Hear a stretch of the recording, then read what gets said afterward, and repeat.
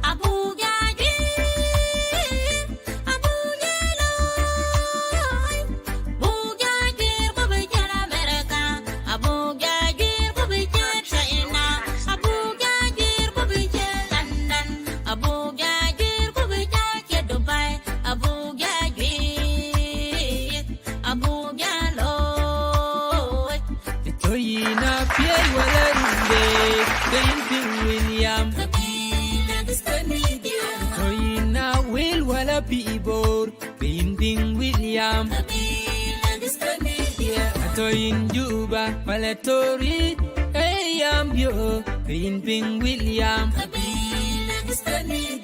in Benti, Walla Quaju, Ay wow, Ping William, in Malkal, Walla Pinyaram, Ping William.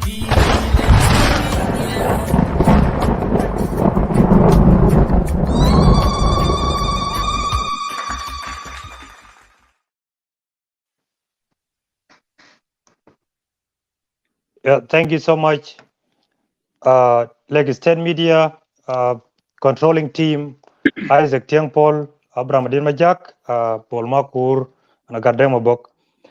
To our viewers, thank you so much for tuning in. Welcome to Lagos State Media Beyond Boundaries. On this day of 23rd September 2023, we have brought to you actually former governor of Warab State, Honorable Kuel Aguer Akuel, and most of you have actually been yearning so long to listen to him and also to ask some of the few questions. Unfortunately, we were actually having some challenges on how to bring him on board. And you all know the challenges that he went through in regard to the issues of our country. Today, we'll be having a national conversation with the governor, Kuel Aguer Akuel, and in the studio also, most of you may be wondering who is that smart man in the studio with us today.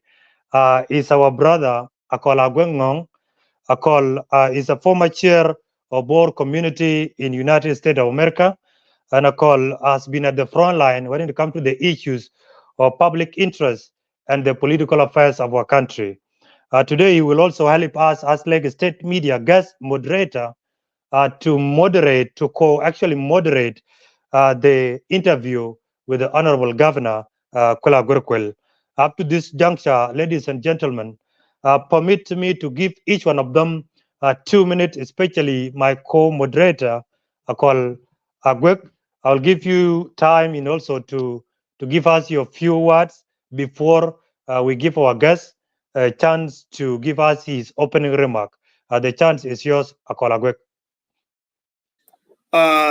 Thank you, Honorable our brother Majong Makur and the Lake State Media for giving me the opportunity to co-moderate with you today the policy discussion with Honorable Governor Kuel Aguer Akuel. I have nothing to say other than reserving time for the policy discussions. I will stop there. And welcome, Governor. I look forward to having discussion with you. Thank you. Thank you so much, my brother Kuel Aguer, for that brief remark. To our viewers, kindly let me remind you once again, share this live show if you are watching now, wherever you are, in order to reach to many South Sudanese to get to listen to our guest in the studio today. Before I give chance to our guest, Honorable Governor, the former Governor, Kuel Aguer Akuel, permits me on behalf of Lagos State Media to send out once again our condolences in two incidences that happens in the Republic of South Sudan. One incident that happens 2 weeks ago within Lagos State, the capitals of state Rumbek, where the chairpersons of IRC Commission was gunned down in the evening hours. That was the first time actually we were about to interview Governor Kuel Aguer Akuel, and unfortunately due to that tragic event, we postponed the interview on that very day. Secondly, we also want to send our condolence message once again to the family, friends, and the entire community of Yerul, and most especially the church community, in regard to the passing on of the Vice Chancellor of Apanal University, Professor Dr. Mariala Wo Yol. It's very unfortunate and it's a very tragic event that has ever happened in our history as the people of Yerul East, to lose somebody of that kind at this particular time. We apologize actually for inconveniences actually that we have caused, and we also postponed the show in regard to that incident last week, which was supposed to happen on Saturday, and we postponed it. But today we decided to bring Governor on in order to have a conversation with South Sudanese. Up to this juncture, fellow South Sudanese and other nationals that may be interested to watch this live show, permit me to give chance to our Governor, Kuel Aguer Akuel, to give us his opening remark before we dive into our conversation today. Honorable Governor, the chance is yours. You can unmute yourself and give us your opening remark. Thank you so much.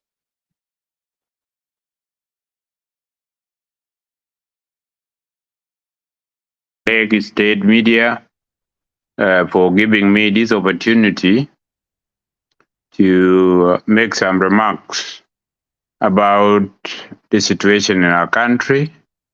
But first, before I do that, I would like also to add my voice to the condolence for the loss of the chairperson of SRRC of Lagos State, and then my good friend, my teacher, Dr.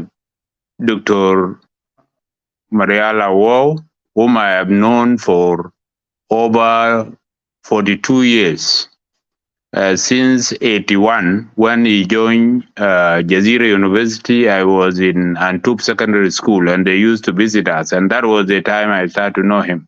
So my condolence to the family in general, and to his son, the only son that he has, and Madam Victoria Aluel Samuelaru, who was my colleague in Ivory Bank Board of Directors. My condolence to them, and I would like them to be patient and pray to God that God will keep their health and let the family move on. To begin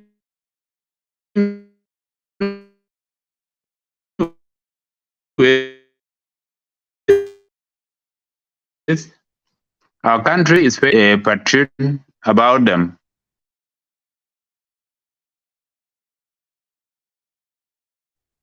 Because as we have rights, we also have duties of how the affairs of our country should be run, and we need to judge them accordingly and make our opinion known to people. My coming in today is necessitated by the fact that I have been silent for the last 10 months since I was acquitted on the 9th of December 2022. Until today, I've never spoke in any media because some people are telling me that you need to have a break and you need to see what the government would like to do. And also, given the situation that was around me, I decided to be silent a bit. But like any other citizen of South Sudan, I'm concerned about the affairs of my country and what is happening and what is supposed to happen, because we love this country, we have fought for it, and it is not an easy thing for a patriotic citizen like myself and the other group in PCCA to keep quiet when things are not going right. So it is a good opportunity for me to interact with you and to give me this media outlet to be able to make some remarks about the situation. Thank you. Thank you so much, Honorable Kuel Aguer Akuel. To our viewers, I want to apologize for the mistakes that I've committed during the introduction. As you all know, when a big man walks into the hall, the small man stumbles. So that's what happened. Honorable Kuel Aguer Akuel is not a former governor of Warab State, rather is a former governor of Northern Bahr Ghazal. That's what I want to rectify and to let you know. Accept my apology deeply from my heart, Honorable Governor, and all our viewers. Thank you so much. Now we'll move to our conversation. Honorable, as you have mentioned during your remark that you have been silent, seeing you were acquitted by the court of our country on December 2022. That was actually on 15 December. That thing has raised a lot of questions to many South Sudanese, that what is happening with the governor, Kuel Aguer Akuel, why is he so silent? Can he come and tell us actually what is happening and what was the genesis of him being actually arrested on 2nd August 2021? Governor, can you brief your citizens in regard to your being in prisons in that period of time from August 2021 up to you were acquitted in 2022 December? That is what many South Sudanese want to know exactly. What triggered your imprisonment? Thank you.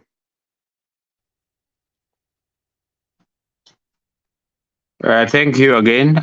First of all, I would like the South Sudanese to know that when His Excellency the President constituted the national dialogue, we had a great hope that this national dialogue will address the issues of our country, and the resolution that will come out from it will be put in implementation, and this can also shape our permanent constitution, because the people of South Sudan will agree of how their country should be administered. However, that has not been the case. I've been a member of the regional conference and then a member of the national conference that concluded the national dialogue. In the resolutions, we are trying to find a way of coming out from the situation we are in. And after the resolution were written, it was very difficult for the National Dialogue Secretariat to hand over the resolution to His Excellency the President. And it took time, and that raised a lot of questions of what happened, what has actually made His Excellency the President not to receive the resolutions. And then the second issue was the Young Council of Elders came out with their statement about the national dialogue, reaffirming their standing behind the resolution of national dialogue. And the rest of other young people in South Sudan and leaders, we thought that the only platform that brought people of South Sudan together to discuss the way they are going to live as one people has been ignored by the leadership of the country. And that is what triggered our interest to make sure that this resolution need to be need to be implemented, and we have to do something about it. In that, we form the PCCA, the People Coalition for Civil Action, for us to be able to effectively participate in the way this resolution should be implemented. And we have written that in our declaration, which we actually announced on the 30th of July 2021, purposely because we want to time it with the Martyrs' Day. Because the reason why people of South Sudan fought was to have a free and a democratic country. So we time it to the 30th of July. Now, what happened after we have made declaration? We relaxed because we feel that we were performing our constitutional duty of the citizen having a right to speak on the issues that are related to the affairs of their country. Also, we know that there is a freedom of expression, freedom of association, and freedom of expression. So we associate ourselves based on constitutional rights of free and peaceful assembling and association. We associate ourselves and we made our opinion clear based on our constitutional right, Article 25 of Transitional Constitution of the Republic of South Sudan. This declaration that we made did not go well with people who would like South Sudan to be run anyhow. And to my best of knowledge, it was translated to the president that this group want to throw you out of the government. Meanwhile, in the declaration, and you people can go and read it, we did not talk about Riek Machar and Kir Mayadi stepping aside, because that is what was mentioned in the national dialogue. So what we simply said, we need this agreement, this resolution to be implemented, because so many things, agreements has been done and they are not implemented, including the SLM reunification and the rest of it. Those of you who have read the paper.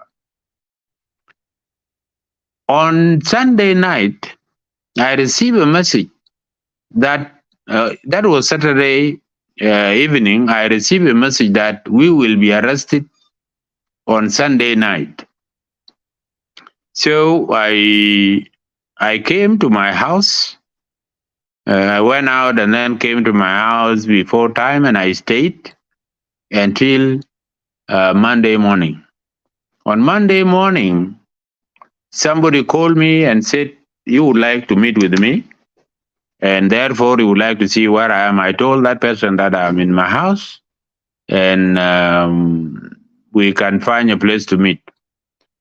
So we agreed for a meeting point where we were supposed to meet. But on the way, while I was going to meet that person, I passed by a fuel station to fuel my car because I didn't have enough petrol in my car.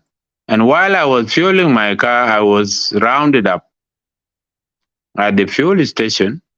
And then I was told that we should go to Amara. That is the blue house. This is what they call it. Let us go to Amara. I said, okay.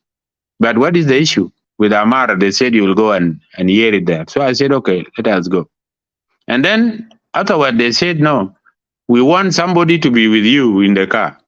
So I said, okay, let somebody come.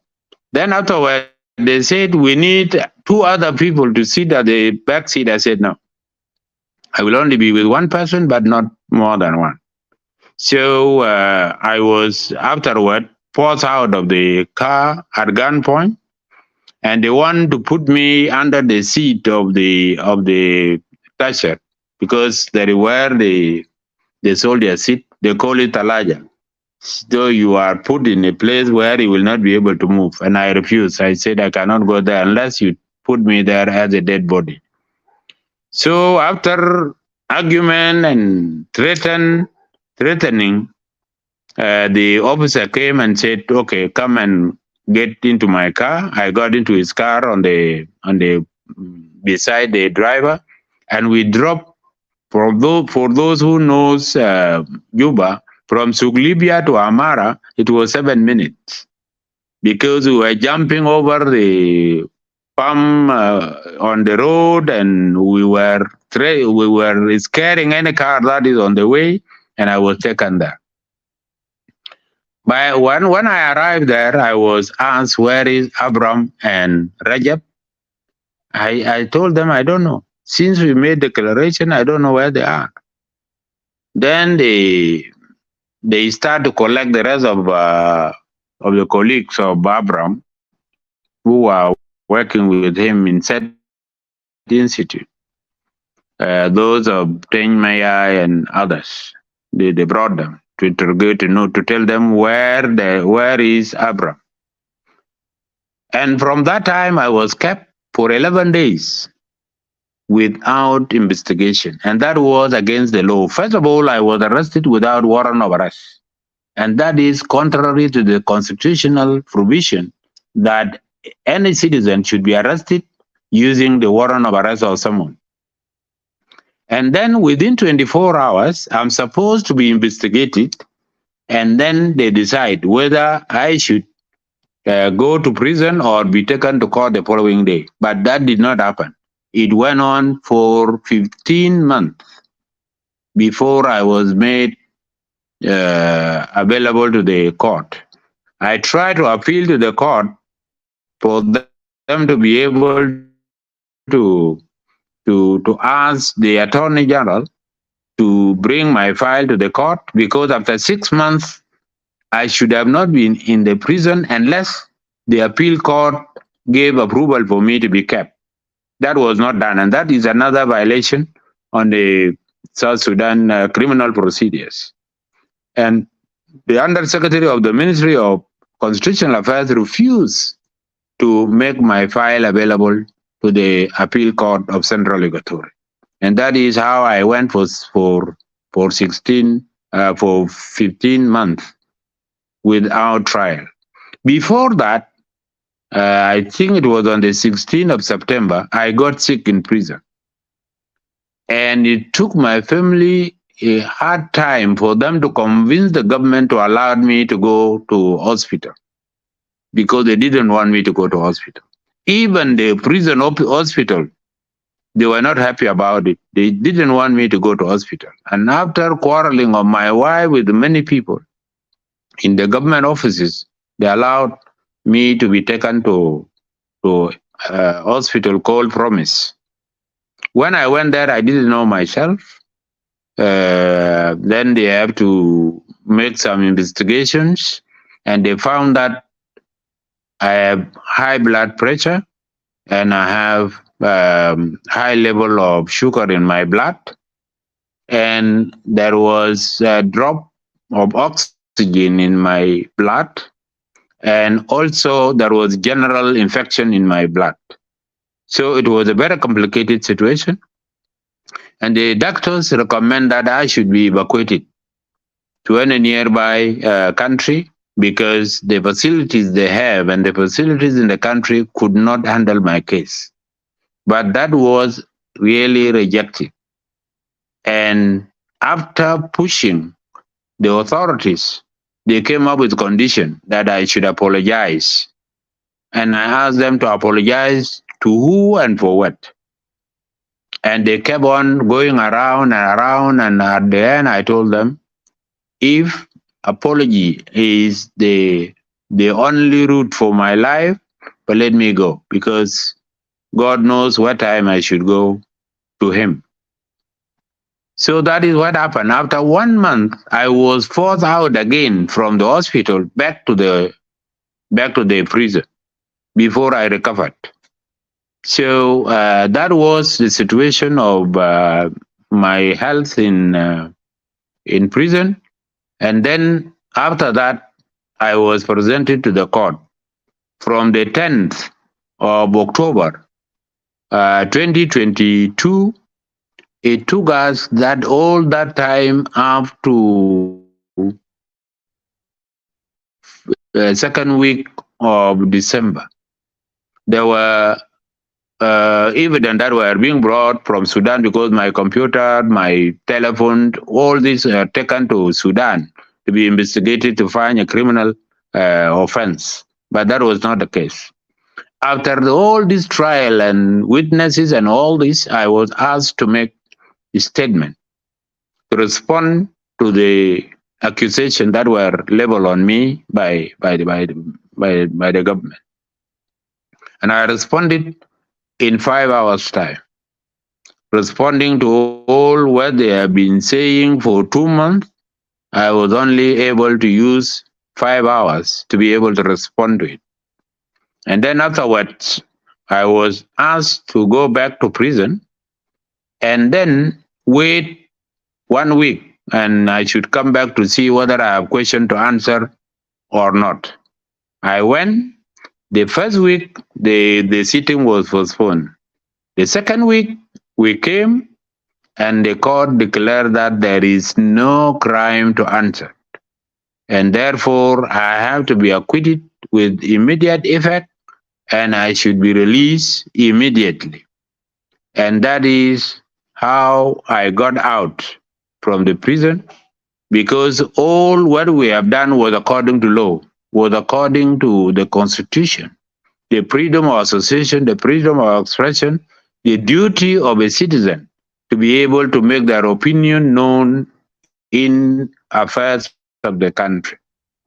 Now, after I was acquitted, you have seen that I made a statement on that day, and then I came out, and then after that, there was a lot of pressure on me.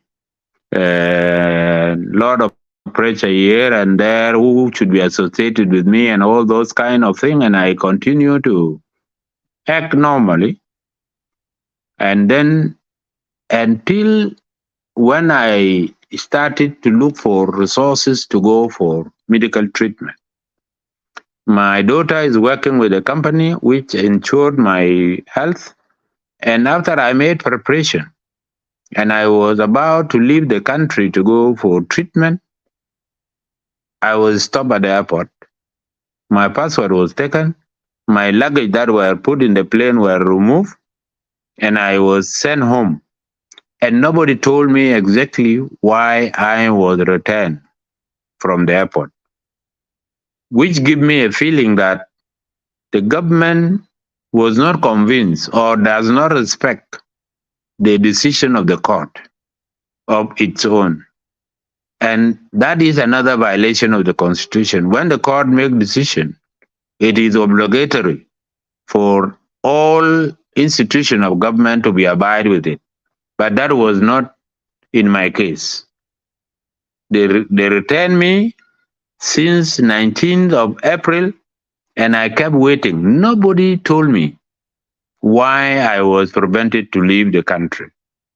And that was a violation of Article 27(2) of Transitional Constitution that give me a right to go out and return. And I have tried my best to make contacts, and my message reached His Excellency the President. And I did not get satisfactory answer. I also used other means for my information to go to him in a different way, but nothing happened. Until the time we are speaking now, I was told a few days ago that the government has lifted my banning to go out, and I have not been able to get my passport back. I'm still waiting. It's almost 5 days now since that was said, and I'm still waiting to know. But I also requested that I should be given a written document to say I'm now free to travel, because I don't want to be stopped at the airport again as it happened before. And I don't want to be using my money and then later on all the money go on waste. And also the embassy that gave me visa, if I go to them and they see that they gave me visa and I did not travel, they will question why you did not travel.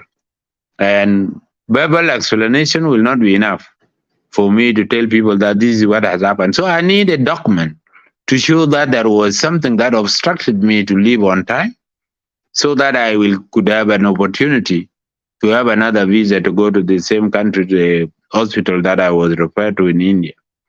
So that is generally what happened between me and my government.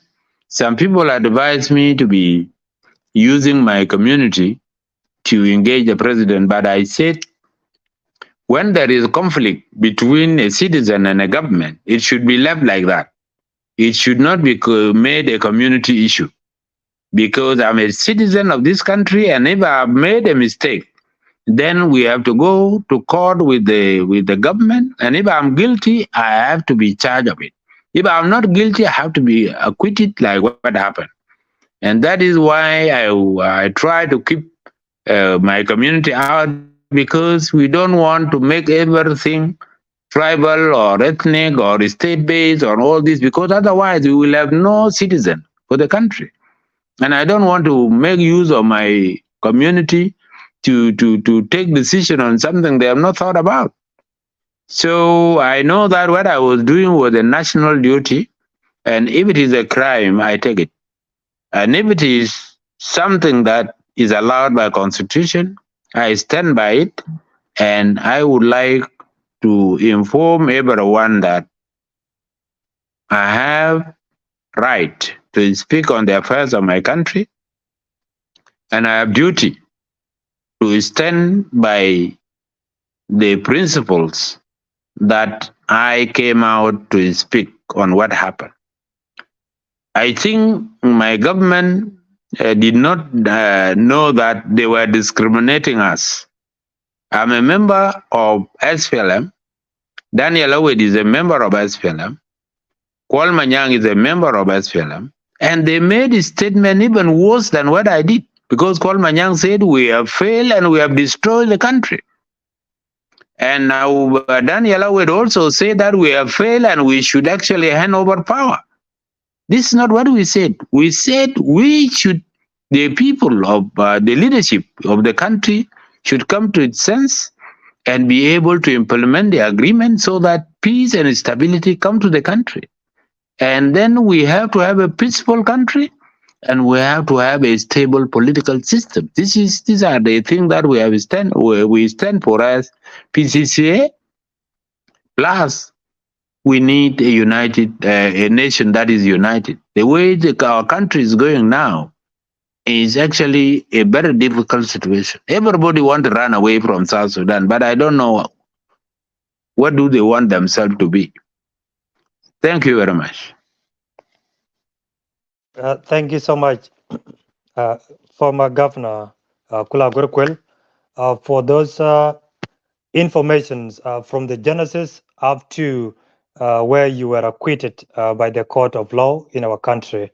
After this juncture, I will yield it back to my co-moderator, my brother Kuel Aguer, to ask you one question which many South Sudanese may be interesting to know exactly who is Kuel Aguer Akuel. I yield it back to you, my co-moderator.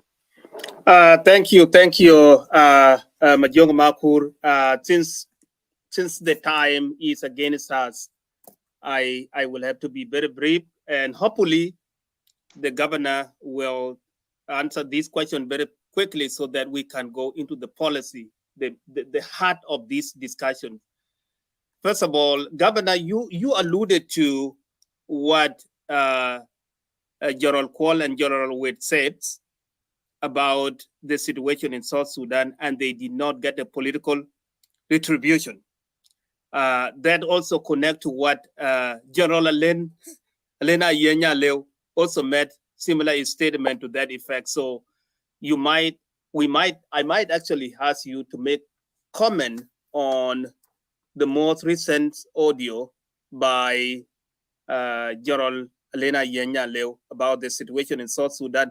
But before I do that, let me go back very quickly and ask you, because the way the public opinion is, people tend to believe you when they know who you are, your background, when they know what you have done. They know that you were a former governor of Northern Bahr Ghazal state. Some people actually know that you were the general secretary of the economy during the SPLA time. But I would, if you may, Governor, can you tell us who is, or the viewers, who is Kuel Aguer Akuel? Going back, and I'm talking about going back to your high school, university time, leading to the time of the SPLM. What have you done that prepared you to be who you are today as a public servant or as a statement? Just tell us a brief story in that area, and then we will get into the policy. Thank you. Thank you very much. I think that is a long story, but let me cut it short. I did my primary and intermediate education in Northern Bahr Ghazal Akuel, and my first time in engaging in politics was 1978, when we demonstrate about the refinery, the Jongole Canal, and many other issues that were facing South Sudan by then. So that was my first time to lead demonstration and actually draft a memo that we read after we were dispersed from the school. Then I went to North Sudan and I studied in secondary school called Antub. Antub is one of the 5 schools of Sudan, which include Rumbek and then Wadi Saidna and many other schools that were established during British time. Afterwards, I joined University of Juba in with the university and the government regarding the issue of Sharia, the division of South Sudan, and we actually went into conflict with the government. After the university was closed, I was among 5 students that were suspended for 1 year. So I spent 1 year in WOW, and that was the time when Nimeri was overthrown, and we actually organized the protest against Trabi when he wanted to visit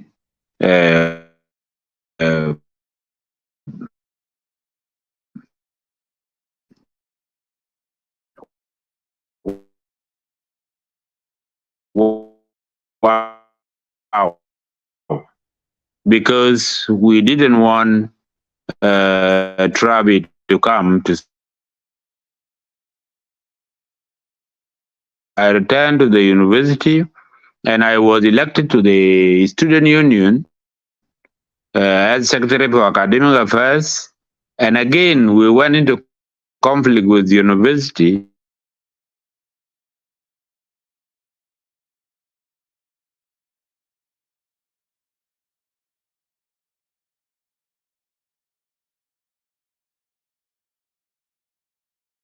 Of transitional government.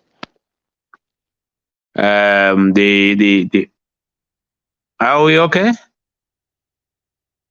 Yeah, there is a bit of interruption of network. Yeah, we actually refused to receive Juzuli Davala because of his remark when Rumbek fell to the SPLA, and he was asked, and he said Rumbek is not an important town.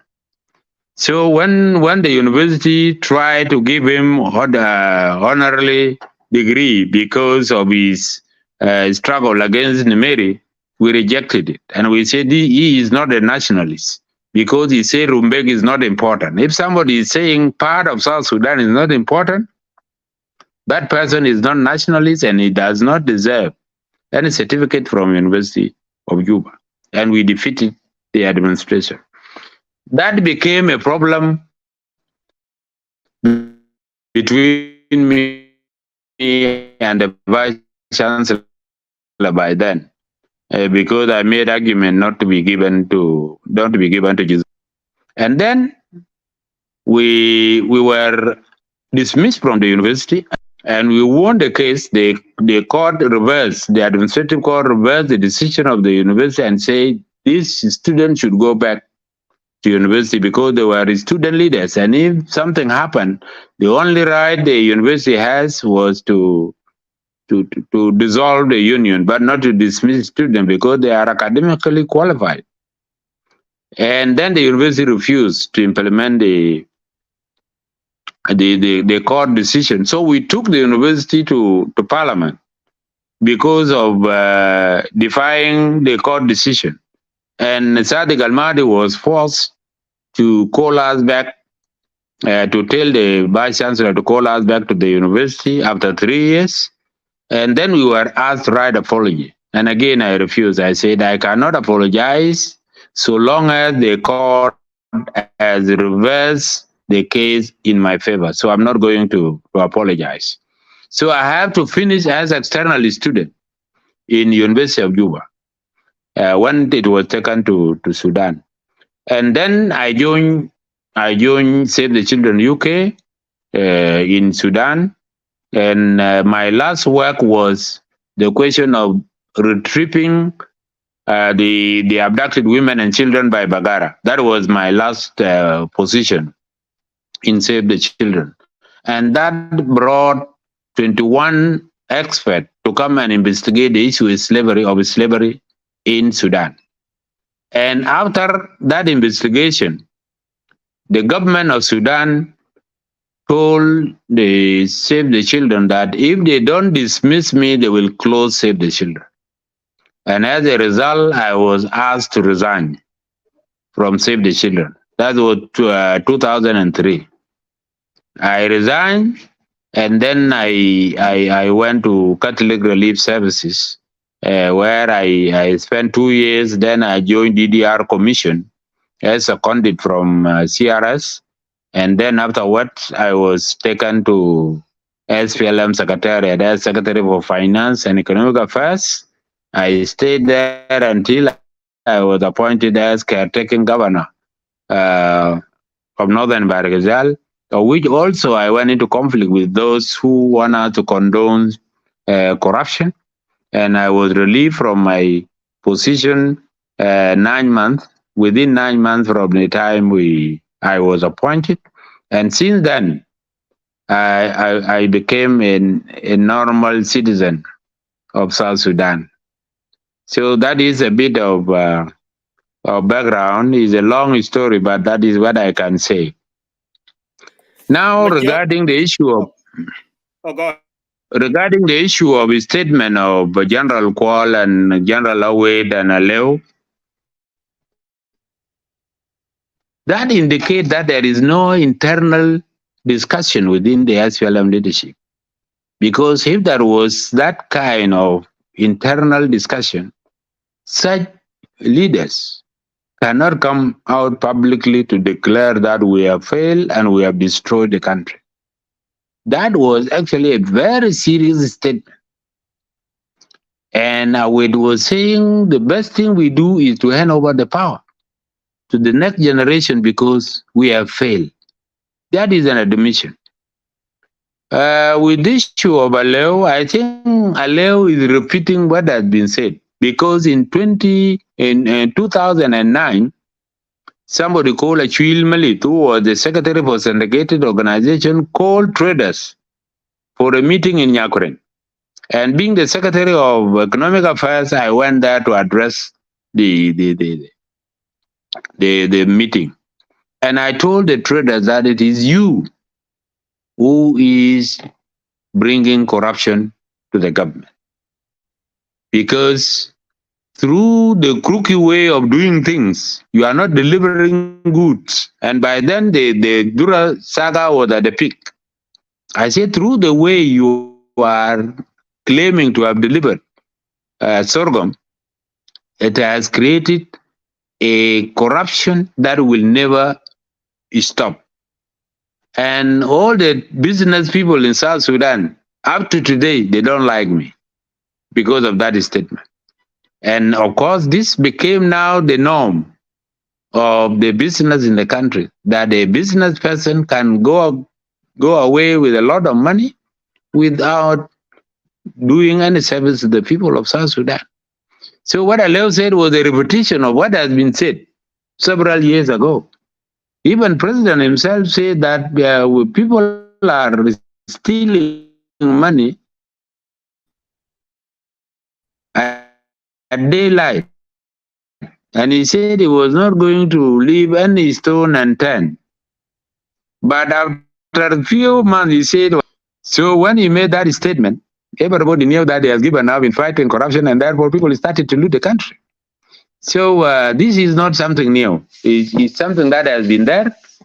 But the fact that there is no platform for people to discuss this issue, to come out with solution for them, this is why when they are being said now, they look like something new. But these are old things in the system. Thank you. Yes, I will hand it over to my colleague Majok in a moment, but I want to close this chapter on your personal biography, and let me take it this way. You got out, you were acquitted by the court, and you went silent, and now you came out public and make a statement today. So I would want to ask what your current affiliation with your organization that you co-founded, and that would be something I would ask you to address. The other thing is one other thing that I wonder is why the state is concerned about your departure for treatment. And would you want to address the fact that if you do go for treatment, you are willing to come back to South Sudan? You could address that publicly on record here. That would be something I would put on the table. And finally, your organization, the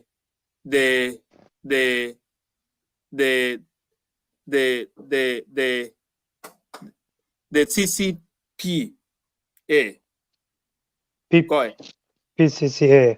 PCCA, yes. One of the things that kind of surprised me is we don't know who is the leader. It seemed to be a kind of non-hierarchical organizations.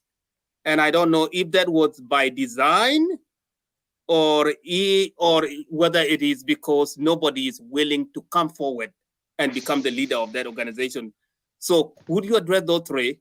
Your current affiliation with PCCA, why the organization doesn't have a leader, and if you do leave the country, would you be willing to come back after the treatment? Address those, and if we have time, I will give it back to Mahmoud because we have not touched the policy, the current event. Okay, let me go over it quickly. We founded the PCCA for us to correct wrong things that are happening in the country. And this is our stand. Because the problem we have in this country, in our country, is that any organization that come up will usually look for power. And we are unique in the nature that what we want to do is to correct things in the country. And this is our stand. Whatever issue that come up in the country, we will make our opinion known. We are a non-violence organization. But the current government is composed of military organizations. And we have no military capacity to be able to challenge the government. So what we can do, our duty is to say this is wrong and this is the right thing to be done. This is our style of engagement. So we continue to be doing that until we cannot do it. If situation arises that we are unable to do it, then we will stop it. But this is our stand. that we will have a say on the issues that are affecting our country. So that is about the PCCA. Many SPLM members are members of civil society. And let me tell you that the current chair of the South Sudan Civil Society Alliance is a member of SPLM, and he was a director of one of the directorate in SPLM. So this is not the first time a member of SPLM join a civil society to be able to talk about the issues in the country. So that is one. Two, regarding the hierarchy of having the head and having a secretary and having deputy. A problem that destroys organization in this country is power struggle. It's power struggle, and therefore we don't want the power struggle to destroy the PCCA because it is a collusion. So we can sit and we discuss, and what we agree, we pass what we intend to do. Also, we have not been able to meet together to be able to discuss how do we proceed with the hierarchy and structuring of it. So, and somebody cannot be sitting at different countries and we start doing that, because we want to see our membership so that we select or elect the leadership. We don't want to follow this system that you establish an institution and you become its head or its head for life. No, this is not what we intend. We intend that what we do is a role play. If you are a chair today, tomorrow you can be a secretary, tomorrow you can be something else, because we want to show people of South Sudan it is not important that you must be a head of something for you to be able to participate effectively. Regarding the issue of whether I go out and I don't come back, I will not leave this country to anybody. The country called South Sudan, I will not leave it to anybody. If I want to say something, I'll say it here. And if I go out for any reason, I'll go for that reason and come back to this country. I will never go out. Because what am I going to get? The time I spent in prison was to show people that I can suffer in my country and I cannot go anywhere. Whoever thinks that what I'm saying is not right, he can go to court, he can do whatever he want to do, but at the end of the day, I prove my citizenship, that I can talk and I can do something, because there's nothing bad I'm doing to the country. I'm not harming the country. I'm trying to let things be corrected in the country, whether with the current leadership or any other leadership that is ready to come up in future. So it has never crossed my mind that I leave the country. During the war, I went out several times. I went to Holland. I went to I went to Britain. Spent a year in Britain studying. Many people that went for study did not come back, but I came back. I went to Holland and I was prevented not to come back, and I came back because I want to engage the leadership or the government at close distance, because I believe in dialogue and I believe in engagement. Because this question of throwing something from outside, it will never fall into the target. It is when you are sitting together that you can convince somebody and say what you are doing is not right. And you will be updating yourself from now to time to time. So that is my response to the three queries that you made. Thank you. I will turn it back to my co-moderator, Majuk, to move us to the next step. I think we are done with you, Kuel Yes. Aguer. We are now moving to the policy. Back to you, Majuk. You have the floor. Thank you so much, my co-moderator, Kuel Aguer, for that time and those valid questions. And thanks to Honorable Kuel for answering them accordingly. Honorable, there are many things before we move into the policies in regard to the elections of our country, in regard to what the position of PCCA toward the elections. And in regard to the election bill, which was passed in the parliament in the absence of another party, which is SPLM-IO, I have follow-up questions in regard to the statement of Honorable Aleu Ayeng, Honorable Kwalmanyang Juk, and Honorable Daniel Awenakut you referred to before, and it was actually asked accordingly by my colleague. The question is, Honorable, why these three figures question the government and tell the government that we have failed and we have done 1, 2, 3, so we cannot move further? We rather hand over the baton to the next generation to move the state forward. And they were not arrested. Why were you arrested? The issue What is of the difference between arresting you and them? the issue of arresting me, you know, usually if you want to jump into a fence, you look for a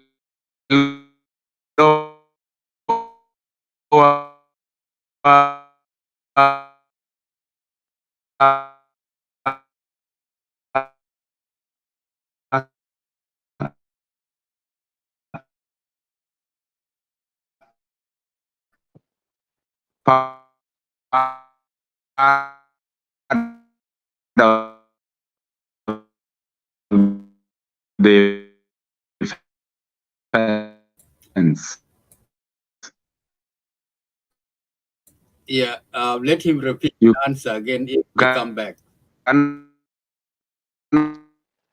Yeah, to our viewers, we apologize for the inconvenience. We're all aware of South Sudan internet is always beyond our control. I will request the team of Lagos State Media in the studio to drop the governor, then he will log in once again in order to make to refresh his internet. Actually, a reminder to our viewers, thank you so much for tuning in a large number. And I would also request you once again to keep sharing it. There are many people that need to listen to him. And the topic of discussions, or the core of our discussion of today, is what my brother referred to as policies or political affairs of our country. And that is basically about the elections and the elections bills. And what is their positions as PCCA toward those two things. And he will also touch base on the speech of the president delivered on Thursday in New York, United Nations General Assembly, where President requested the United Nations to lift the arm embargo that will actually allow the country to graduate the unified forces in order to purchase guns for those unified forces personnel. And therefore, the president was so confident that we are going for elections. So the time is still on, and the debates will be hot as soon as he comes back. Thank you so much for coming back, Governor. Continue from where you stopped, and we apologize for the inconvenience of the internet. Thank you. I think there is a problem.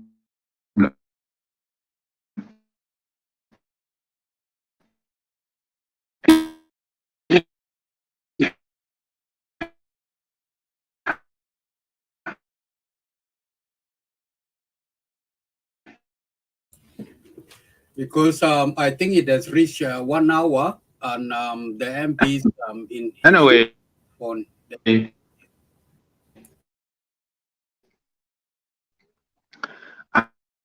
I may not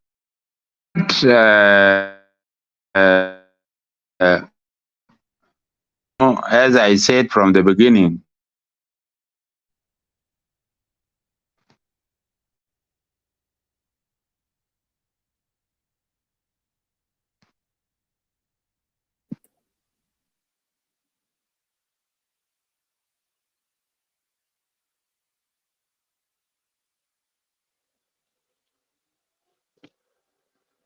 I think the internet, especially the MTN or Zen, depending with whatever Wi-Fi that is using, does not want to allow us to discuss the core of our discussions. Governor, Are you hearing us? I'm hearing you. Yes, then you can proceed from where you stop, and then we'll be making it brief in order to focus on the issues. Thank you. Yeah, I think I will not really know why they were not arrested and why Aleo is not arrested, because the government know the reason why. But I think Daniel and Kuel Manyang were too big to be arrested by anybody. So, so this is what I can say, because they have said worse than what I said. So it remains with those who arrest people whether they were not capable to arrest them or not. But I don't advocate for their arrest, of course, because I don't believe in putting people in jail. So it's good that the president decided to keep them outside, because they have suffered enough in the bush and they cannot go to prison again. So I would appeal to the authorities, if there is anything, they should be engaged, but not be arrested. Thank you so much, Honorable, for that quick response. And you hit the nail, actually. Big fish always survive in the muddy water. Thank you so much. Honorable, as you have been in the country since you were acquitted and you were silent, indeed, when people are silent, people always get lost in thoughts, thinking of what to do, thinking about the future, reflecting about the past. Can you kindly tell the citizens of South Sudan and the particular viewers that are watching you now live across the world? Can you tell us now, the country is at the crossroads. The SPLM, who is the ruling party, is actually whom you said before that you are a member of the SPLM, and you mentioned the rest who are the members of the SPLM. Now the SPLM is saying that we are moving for an elections by next year, 2024. And on the other hand, the main opposition party, which is SPLM-IO, is resisting the call for the elections, saying that the agreement has not yet been implemented fully. Kindly, can you give us your thoughts in regard to the two sides of the coin? Thank you.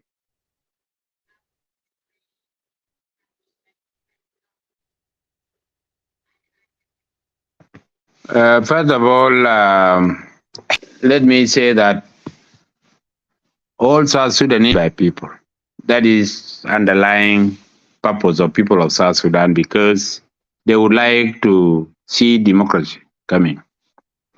Regarding the election, the first thing to know, election is a product of a democratic society.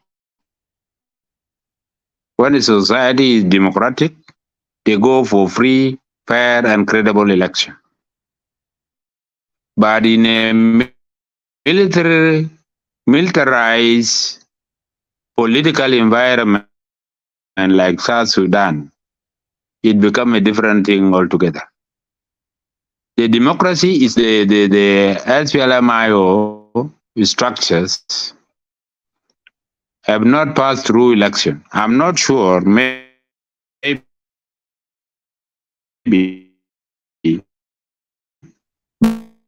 But since the establishment, Dr. Aguer has been the chair of it.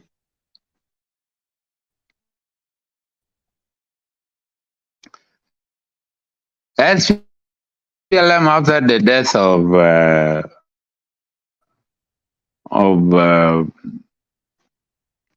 Dr. John, until 20, to be the chairman for 5 years, according to our constitution. And before we were, that was 2013. Instead of organizing the SPLM congresses from grassroots to the national level, they started to quarrel on who is going to be the chair of SPLM and who is going to be the black bearer 20, and they forgot about organization of SPLM. To the extent that There were about 5 people beside Comrade Salva who wanted to be president of SPLM or chair of SPLM. There was a meeting in March 2013 that was a special meeting. And then everybody proposed himself. President Salva was going to contest. So it was Gak, Nyandeng, Pagan, and if Salva is not contested, so everybody wanted to contest. And that is what led us to the situation we were in 2013. So we need to have democratic political system in the country. Not to start with election. It has to start with the political parties organization so that these parties become internally democratic to be able to exercise democracy. The reason why people are saying that we need to do security arrangement is to separate the military from political wing. You know, the SPLM, there is a wing that calls itself SPLM in government. Many people don't know the reason why they are saying SPLM in government. Because they want to be part of a government that has got military, so that they can use military to keep the status quo in the country. But in fact, SPLM is a political organization that should not have an army. So without separating this political organization from military structures, it becomes difficult to see to it that there is fair, credible, and transparent election, because I have never seen a military institution going for election.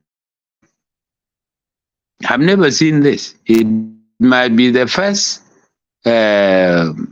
trial. So that is, in general, the political environment we have is a militarized political system that is not capable to undertake democratic exercise. So that is about the political organization in South Sudan. Coming to the issue of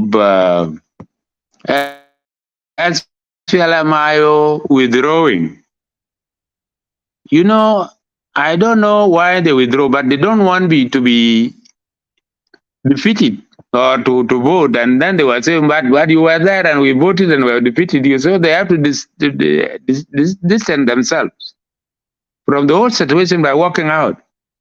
And this is not the first time. We did it in Sudan when we were implementing the CPA. The SPLM withdrew from the government and from the parliament almost for 3 months. I remember when I was Secretary of Finance, we used to pay members of parliament and members of the government in the central government from SPLM money, because we have asked them to withdraw from the structures, executive and legislative. But this is not the first time. People are seeing that this is the first time for it to happen. You remember we demonstrated because of the referendum law when the government of Sudan wanted to delay it. All of us, including ministers, we demonstrated. The deputy minister of justice, Wek Mamir, was arrested and put in prison because of it's not first time it happened in a political arena.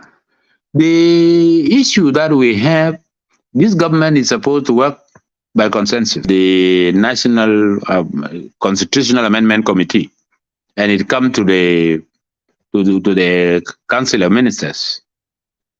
By going there, it has to be rubber stamp. Exactly like what happened for the budget. The budget was brought, passed through the assembly and through the cabinet, and when it was taken to parliament,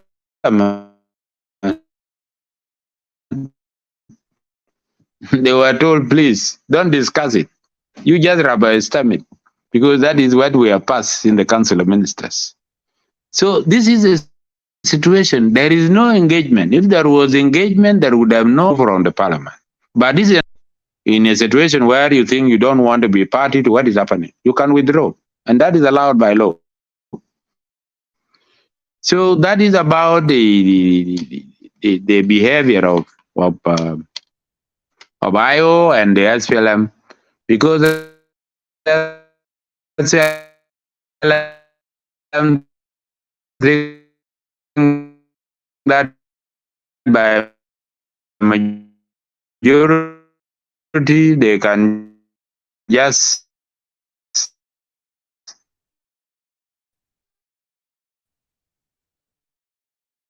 overdose anything.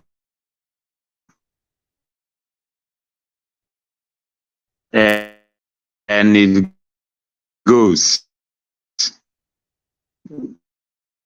Forgetting that we are working to bring peace. The task of the current government is to bring peace and stability in the country. It's not to show the muscles and power and majority and all this. This is not the objective. The objective is to have consensus, is to work together so that we bring peace and stability to our country. So PLMs, if they refuse to unite, they should actually, regarding the bill that was passed, actually that because Article 2 of the about a government that is composed of representative of people. And when you are saying representative of people, are people who are elected president. Some people may misinterpret it that, oh, these are the powers given to Salva. Suppose Salva don't pass. Will the next president not exercise them? Are unconstitutional. Because you cannot make 16 people to be appointed. What is the process of how you are going to get these people? Makwe was talking about minority representation. Minority representation can be done in the party list, because the 15% of the party list is where we can accommodate minorities, and not setting something aside to be appointed into. If they said, okay, what we will do, we'll see the results. If we discover that there are communities that are not represented, then we make by-election from that community to fill this gap. That would have been understandable, because they will be elected by these minority communities that might have not been represented. But to say that I'll keep it and it is me who is going to select and appoint is unconstitutional. It's against the Constitution altogether. And His Excellency the President has taken oath to protect the Constitution. And my call to him is he should send back this bill with his comment that please remove this. Remove it. If you want it, you add it to the party list, and within the party list, we will be able to accommodate this issue so that we close the gap of appointment. Appointment and revoke has to stop, because what we want is representatives that are elected by people, but not appointment any longer. We don't want to see this again. So I think that is what I can say. The election cannot happen because the political organization are military political organization, and military political organization cannot go for election because it will be a definite military conflict when the results come out, which we don't want to see.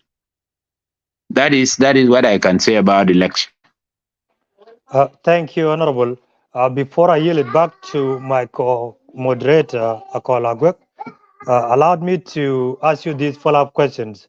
You said the elections should not go on simply because the political parties or organizations in our country are military-based, of which if the elections move on and the results comes out later on, then one party may dispute the results, seeing no election has ever been won, and the loser accept the defeat in Africa. They always claim that the election is rigged. And then it might take us back to those dark days of 2013 and 2016. That's your worry.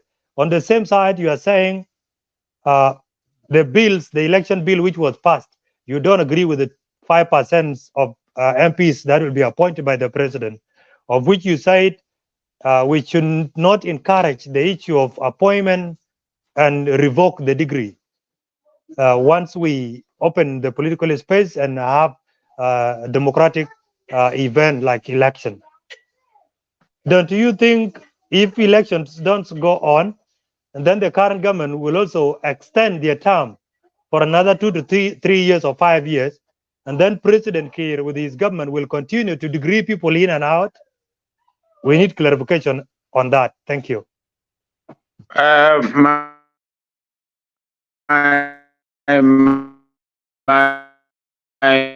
My position is this. Even if people said let the election take place, because these rebels that are not active now can be active, like the Thomas and then Gadwit and the rest of other people, Stephen Boy or whoever. They can be active during that time of election, and they can actually spoil the smooth running of the election. What we are saying that we have to do it right. Let us not do it wrong. The time that is remaining now is not enough for separating the political organization from military organization. Can it happen?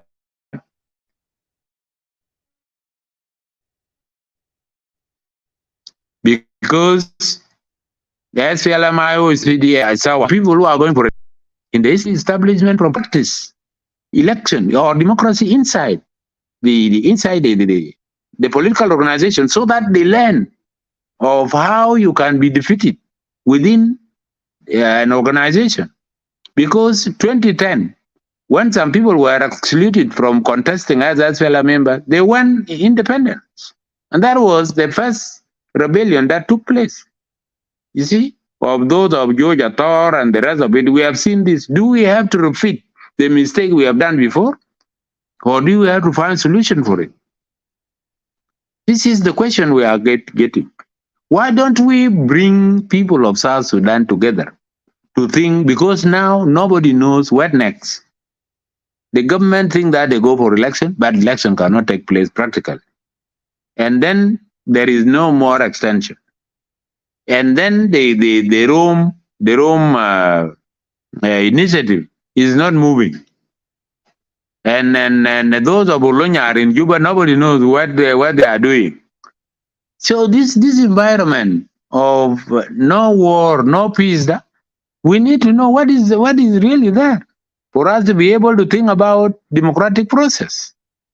Because it is not a question of rushing for democracy or election. Is how is it going to happen and what will be the end result of it? This is which is important than just doing it anyhow. So that is my position, and this is the position of PCCA. We think that the people of South Sudan should sit together, create an atmosphere that is conducive for them to dialogue, and come out with a solution. They come out with a solution.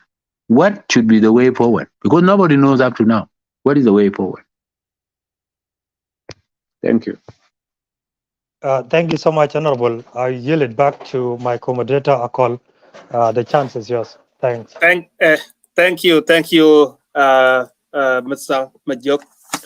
Governor, I want to, before I go to policy, I want to just ask a very quick question here. I want to take something small out of the way. Very quickly, are members of the PCCA who are in exile able to return to South Sudan? Will they be safe? This is your sense. You are not the government, so whatever you say might not reflect the reality. But what is your take on that? Will It they be is able not to up to me return and be because safe? what happened when the case was open for 7 of us.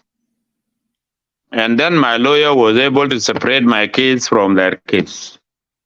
But I think if they were in the courtroom by then, all of us would have been acquitted.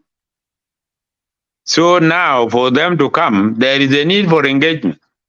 For them to come, if there is a political space, civic and political space, there'll be no reason for them to be outside the country. They have to come in and talk. But if we have the situation, what happened to Lama Call and the Sawa when they want to honor the return of Lama Call and they say the whole thing was interrupted, then nobody is sure whether if they come they will be safe or they will not be safe. I will not think that there will be danger for their life, but they will go under the process that I have gone to, and maybe more because they have made and signed other memos that might have been used as evidence in the court for them to be tried. So I cannot guarantee that, but I hope if the president is stick to what he said, that is allowing civic and political space for everyone, he can even unilaterally say that I have pardoned everybody that is outside and let them come and participate in the process of democratization of our society. But in this way, it's difficult. Also, if they were to engage with me as somebody who is inside to say what could be done for those members in terms of political engagement, it would have been better because what the apartheid did in South Africa was to engage with Mandela, who was in prison, for them to find a way out of the ANC in the country. So the government can do the same. They can sit with me, we discuss the way, what they are happy about, what they are not happy about it, and what is the way forward for this. But if they cannot do it, I have no mechanism of telling the government, you come and let us sit so that we can discuss the future of the PCCA members. Because it could have been initiative from the government. I was found and guilty. And what should happen is a political engagement and compromise so that they can come back to the country. This is what I can tell you about it. Yes. So I assume you have passed that information to them. It looked like your acquittal cannot be taken by them as their innocent as well because they were not included in the court case. That is what you are saying. Yeah. And so what you are saying, if I got you correctly, is the idea that there need to be engagement with the government for them to be able to return, because you cannot guarantee that if they do come, that they will not have political retribution. Now, let's go to the policy. Very quickly, Governor, and again, I want people actually challenge Majoka and I. They say, why do you call Governor Kuel governor? And he was a former governor. The way the protocol works is you retain the title. So you should never address the former chairman, for example, when you are talking to them directly. You don't say former. That is not protocol. You retain the title. So Governor Aguer is Governor Kuel is Governor Kuel. He will always be Governor Kuel when we address him directly. So let's go. Let me ask you this question. Are you a trained economist? Have you been trained in economic? Just very quickly before I move on, because we will be talking about the economy now. Yeah, in my basic degree, I did economics. You know, there was a general thing, economic and social studies.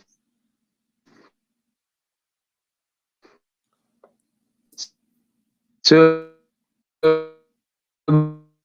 everything was there in economics. So in my basic degree, I did also public administration and management in the process. So that was the University of Juba by economics, not in College of Economic and Social Studies. So this is the situation about the economy. Okay, thank you. Let's go into the meat. You had Majok and I that you really wanted to speak to the National Economic Conference that was done recently. And I'm thinking about that, but I'm also thinking about what General Leo said in his audio, because it has a lot to do with the current economic situation in South Sudan. So what I will do is just to give you the floor to say what you wanted to say specifically on National Economic Conference that was organized by the new Minister of Finance. And then speak to your views on that. And then Majok and I may have follow-up questions on that.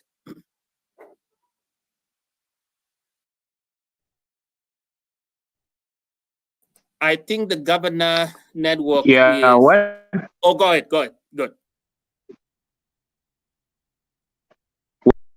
Is that it is, I'm saying, the National Economic Conference that was conducted is not different from any other conferences that are done in the country, because immediately after the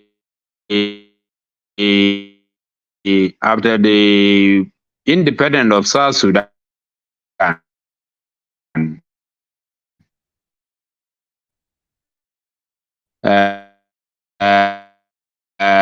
2012, SPLM conducted a national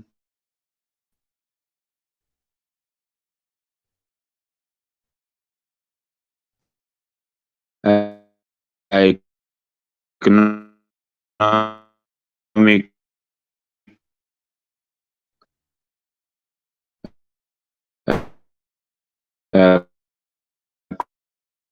conference.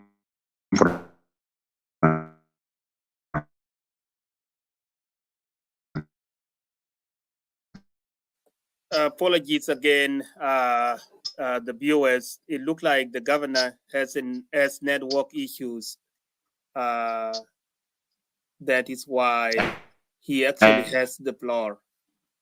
Okay, he's dropped. Yeah, so the viewers of Lagos State Media, the governor has been dropped, and we know that. Apologies again. And actually, to Lagos State Media credit, we have done quite amount of work through this discussion. I think my colleague Majok has had good conversation with the governor, and I think I did too. But I wish we had time to actually talk about the economy. But I don't know what the situation is. But what I can say for sure is to say that this media is doing a lot of great work, bringing public figures in South Sudan to talk about the issues of the policy and the political matters of the country. And this is what I have witnessed with the governor today. So I will hand it over to Majok, because he's in the studio with the team there to tell us what the situation is. Otherwise, if that is it, then we will just do our last commentary and then end the show. So back to you, Majok. Thank you so much, my co-moderator, my brother Kuel Aguer. To our viewers, apology is in place, and the governor is dropped in order to recharge his phone and refresh his internet. He might come back in a short while. Actually, he's already here. Governor, welcome back once again. We are sorry for the inconvenience caused by the internet connectivity. You can pick up from where you drop. Thank you.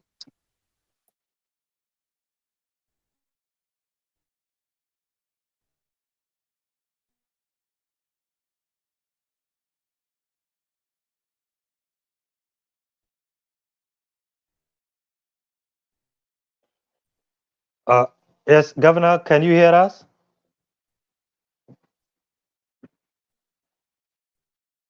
I think it has frozen. That's why, maybe. You can still drop him and then let him log in once again. And to our viewers, actually, as my colleague put it, we are left with only one issue, and that is the economy of our country. As you all know, economy is like the center of any nation, of any society. If the economy is not up to date, then the nation or the society will automatically engage in criminal activity. And that's why there is rampant corruption, the killing, the starving of the people, the citizens across the country. And that's why many of South Sudanese are actually seeking refuge with the UN, which they are referred to IDPs. And on the same side, the government is saying we are going for election, and he was about to say some things in regard to that and to actually reaffirm whether he agree with the statement of General Alena Yang that the economy has been hijacked by the business people. That's what my brother was looking forward from the governor. If he agree or not, and if he agree, then let him justify what are the things that show that the business people are the one behind the downfall of our economy, or even the devaluations of our currency. On the same note, he will also comment on the issue of a lot of monies are flowing out of the country, and the little one is coming inside the country. As you have seen, the foreign trip in our country, none of government foreign trip can go less than $1 million. They always go above or beyond. And within 1 week, we have seen the more robust trip where many delegations were sent to South Africa for leadership training. Others came to New York, according to the president, and others went even to East Africa region. So he would have supposed to talk about that. But unfortunately, the internet is not giving us that justice in order to have meaningful discussions with our viewers. We apologize for that. Once again, let me update you. Some of you asked questions last week, especially this week, that when are you bringing back General Elena Yanj and Tanywerk and Abraham Akenya Village? Actually, we are working on that. Only that there are a few technical issues on the part of our former governor, Gerald Lenaye, but surely he will still come back in order to have conversation with South Sudanese. And thanks so much to my co-host and my co-moderator, Kuel Aguer, for actually giving us his time to come and have a conversation with the citizens and our former governor, Kuel Aguer Akuel. We'll give him a few minutes, like 5 minutes. If he's not coming back, and then I think we will put a stop to this conversation, and maybe we arrange another second phase whereby we will allow him to have a conducive and strong internet.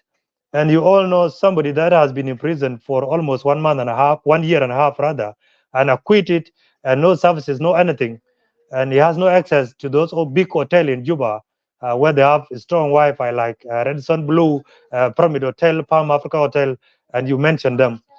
So it's hard to purchase the bundles and use them for more than 1 hour or 2 hours, and so that could be the reason. I will yield it back to my brother. Some of you asked questions, actually, sorry, in the comment section. Your questions have actually been received and have actually been noted. And if you still have more questions, put them down there. We'll still have time to display them. One of the questions is here from my brother, Victor Makur. Apology for calling you victim, my brother. And all of us, we are victim in one way or the other in the hand of our crisis in our country. Honorable former Kuel Aguer Akuel, have you been resigned from the SPLM party, or you are still a member? That is a valid question. You want to know whether he's still a member of SPLM or not. We have question from William Mopor Marial that is it PCCA oppositions or an individual's one? We need to know from the moderators so far to avoid mixing issues up. Actually, the governor is coming under the two aspects. We invited him as a former governor and as somebody that has been actually in prison and in the conflict with the government of the day to tell us what happened, like what is narrated before. And on the same account, as a co-founding member of PCCA, he has an absolute right to speak about their positions in regard to the affairs of the country. Most of you have read numerous documents being issued by PCCA in every single event of our country. They don't miss any event not to release their position. So he is actually coming on two aspects. He speak about himself for us to know him better, and to speak about our organization actually that he co-founded with some of his members that he mentioned before. So I think that is it. And if there is anything that I've left out, my co-moderator Akuel will add onto that before we move to the president of Lagos State Media. Thank you so much. Thank you, Majuk, and thank you, Isaac. And again, I also thank Governor for taking time to have the conversation with us today. And thanks our viewers today for it was a well-built interview, which means people are interested in what the governor had to say. A few comments that I need to emphasize here. My sense is the president here and you as the Lake State media team may plan to organize another interview in which the governor may have a conversation with us about the economic situation. Governor or General Elena Yenya Leo made serious comment about the economy, as Majuk has said, that the economy has been hijacked, that the so-called tycoon, the so-called traders, instead of actually producing things, their only role is to actually be the contractors to the government. Their only business is to actually secure contract with the government. And while they secure those contracts, they actually don't produce anything. They actually don't deliver the services to the government. Meanwhile, they make away with the money. And so I think General Leo made serious comment that have impact with the economy. But one other thing that I thought the governor would speak to is the idea of economy itself. How does do we actually have a functioning economy? And if we don't, what can we do to actually have the real functioning economy? And because the economy itself is undergirded by what the father of economic as a field, Adam Smith, it is governed by what is called the law of invisible hands. The law of invisible hand is what governs how economy operates, because the efficiency within it, the economic system has to channel the resources to the right place. And that end is always invisible. That is dictated by the market. According to General Elena Yen, the market doesn't exist. The market actually does not control how the economy is operating in South Sudan. So I think there should be a lot of issues that we would have addressed in that conversation. One other thing that I wanted to address with the governor is the concept of governance, the concept of government itself. What is government? Dr. Graham once said, actually said in Dinka, what is government? What is it? And if we can go back to the philosophy, we can go back to Thomas Hobbes. Thomas Hobbes made an argument back then that human beings used to actually exist in the state of nature, man against man. When they realized that they were brutalizing each other, they sat down and say, let's actually organize a system that will actually moderate our activities. And what they found it was something called Leviathan, something big. Leviathan is a big animal. That something called Leviathan turned out to be the government. And so the idea was the government should never be too strong to actually destroy people, but it should never be too weak to not enforce the rule of the game. And so this is where the government this is the continent where the government operate. Is it too strong? Is it too weak? In South Sudan, I don't have an idea, Major. I don't know if our government is too strong or if it is too weak.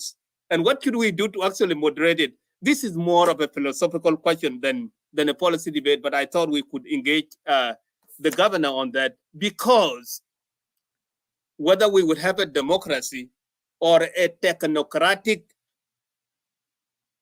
dictatorship is something we can debate. Maybe you can actually have a dictator who actually get things done, like in Rwanda. Maybe that is what we need. As opposed to a democracy that actually doesn't deliver things. There are voices in South Sudan, Majok, that make that argument. But there are some of us who actually favor democracy. And so conversation to be continued another time. But I thank you so much for giving me the opportunity to co-moderate with you. One other thing that came up actually from his conversation, from Governor Kuel's conversation, is the idea of the militarized government. And I wonder, because there is this argument that has been said many times, that actually the SPLM-SPLA has not transformed itself from a guerrilla moment to actually a government of the state. That there is still a concept of the bush that is still lingering in the mind of our leaders. And so I was going to ask the governor if he actually think the SPLA, which in now South Sudan people depend on, if it has not actually transformed itself to a functioning government of the state, and if SPLM-SPLA or SSPDF now has not transformed itself to actually a regular army of a functioning state. That was another conversation I was going to pick up because it came out from the answer that he gave you. So those were the things that I had in mind, but we will continue another time. And it was a privilege to be at the Lake State Media, and we will continue another time. So thank you, Isaac, and thank you, Majok, for welcoming me to have this conversation with you today. I will end there. Yeah, President Isaac Tiang, you will come in to give us your brief remark, and then we'll allow you to rest. And to our viewers, before I yield it to Kuel Medit, as it is said by our brothers from other side of the Nile, I just want to thank you a lot because you always tune in and you always share the live show to reach many people. Kindly, we still request you to do so. We are doing this not because of our interest, but because of the interest of our people, and especially the citizen. Most of us don't engage with affairs of our country. We always engage when it comes to the live show and the guests that we always invite. There are many media outlets outside there, and that is a good thing. It means South Sudanese are well informed and they want to be actively participate in the affairs of their country. Thank you so much and keep it up. We will talk as the office and we will still update you in case of new development. There are a few things that are actually in the pipeline and we cannot preempt to let you know before the things is ready in the kitchen. Thanks to Lagos State Media Team, Isaac Temple, thank you so much for your dedication. Abraham Adin Majak, Bolmakur, and Agardem Abok, and our team in Juba doing amazing job, and even Lagos State. Thank you so much to our co-moderator, Kuel Aguer. Thank you so much. thanks a lot. We really appreciate your time. And you were supposed to do some other things because you are always busy, but you created this time to come and join our platform in order to help us in moderating the interview. We may reach back to you anytime we want you or we need your service to come and talk to citizens. And we can even give you a platform to come and give us your policy analysis. Since you have been in academics for over 20 years, you might be knowing much, but how will you deliver those knowledge to the people of South Sudan? We really appreciate you for that. And lastly, I thank Abraham Wolich. You have done a great job behind the scene. Thank you so much, senior brother, for your commitments and for your connection and for your support to Lagos State Media. And to close it up, we are having fundraising as Lagos State Media. We want to upgrade ourselves. Even a child, when the child actually transit from a child to adult, there are some sacrificial things done by traditions, depends with where the child is coming from. And in that sense, we have been child for too long, actually, as Lagos State Media, and we want to upgrade ourselves. Your suggestions are allowed. Give us what you think, what should we do to better our media. And for that note, if you are willing outside there to support our fundraising in order to purchase the equipment of our office in Juba, kindly you are allowed. And whatever thing that you have, we will appreciate wholeheartedly. May God be with you and may God bless South Sudan. Let's live with hope. And thank you. Thank you so much, Majok Makur Malak. And first of all, I would like to thank Governor Kuel Aguer, for taking his time and come up and share the whole genesis of his arrest and release and his brief biography. And I would like also to thank my brother, Mr. Kuel Aguer. It's my pleasure to have you in Lagos State Media today. It's the first time to interact with you, and I'm really honored. And now we will need you back again in the near future to come and share with us all what you have and the things that you have mentioned before. My apology to all our viewers in Clubhouse. I'm sorry. The network has cut us short in the national conversation with the governor. We are looking forward to bring him back in the near future. And those who were having questions, please just hold on with yours, and you will come and give it up later or come and ask your questions. So thank you all our viewers, followers, and co-moderators in the Lagos State Media tonight, today, this afternoon, wherever you are tuning in. Really happy. I have to say thank you. God bless all of you. May God bless Republic of South Sudan. May God bless all our viewers. Have a good day, good night, good afternoon, and have.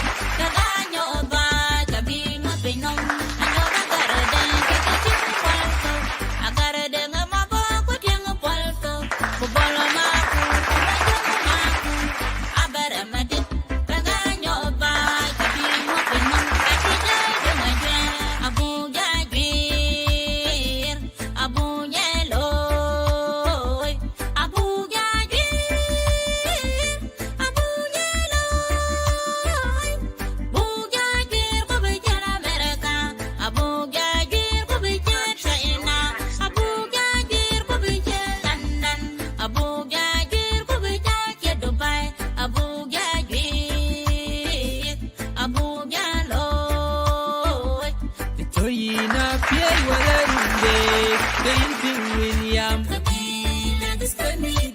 Toyina will wala pi ibor. William.